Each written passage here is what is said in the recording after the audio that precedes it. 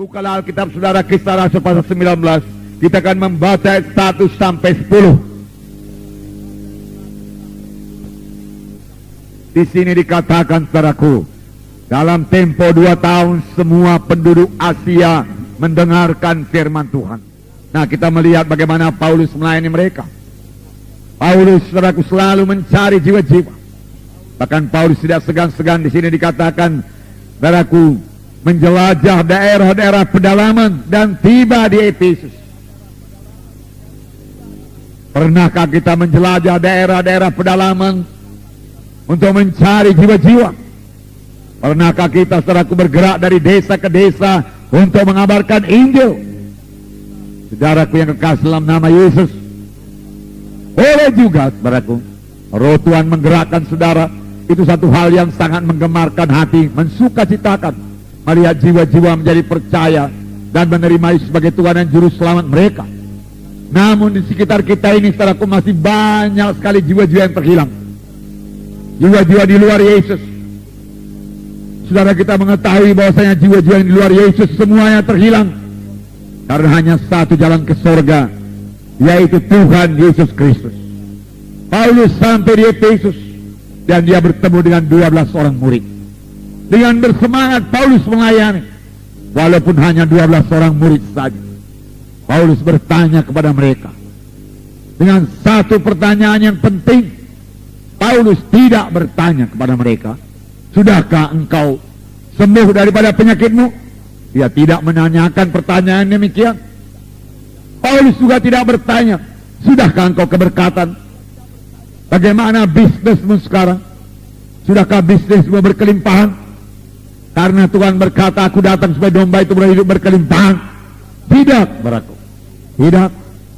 Tetapi Paulus menanyakan satu pertanyaan yang jauh lebih penting daripada harta dunia ini. Jauh lebih penting daripada kesembuhan tubuh. Oleh sebab itu saudaraku, biarlah kita datang kepada Tuhan bukan hanya mencari kesembuhan tubuh, bukan hanya supaya kita keberkatan, tetapi terutama supaya kita semua sampai kepada maksud Tuhan dalam hidup kita.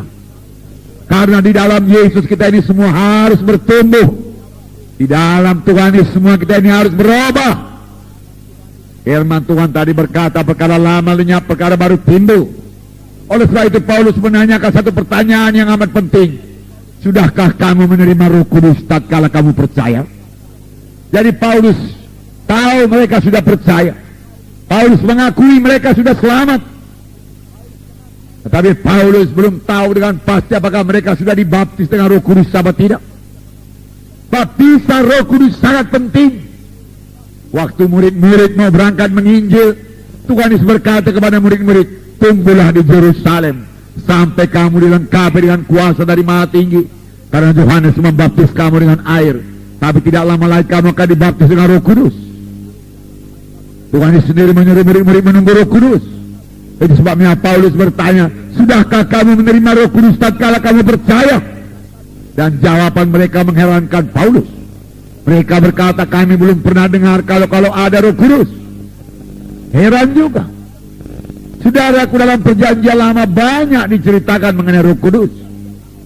Buku Joel mengatakan, pada akhir zaman aku akan mencurahkan Rohku pada segala manusia. Dan mereka itu akan bernubuat. Teruna-teruna akan mimpi berbagai-bagai mimpi. Tua-tuamu melihat penglihatan-penglihatan. Dan ke atas hambaku laki-laki dan perempuan aku akan mencurahkan Rohku pada masa itu. Ini ditulis saudaraku oleh Nabi Joel kira-kira 700 tahun sebelum Yesus datang. Nah saudaraku yang kasih dalam nama Yesus, bahkan Yohanes Pembaptis sendiri berkata, saudaraku, aku membaptis kamu dengan air, tapi kemudian datang seorang, aku tidak berlayak membuka tali kasutnya. Dialah akan membaptiskan kamu dengan Roh Kudus dan api. Dan semua kita mengerti bahwasanya Yohanes Pembaptis aku melayani dengan urapan Roh Kudus, melayani dengan kuasa Roh Kudus.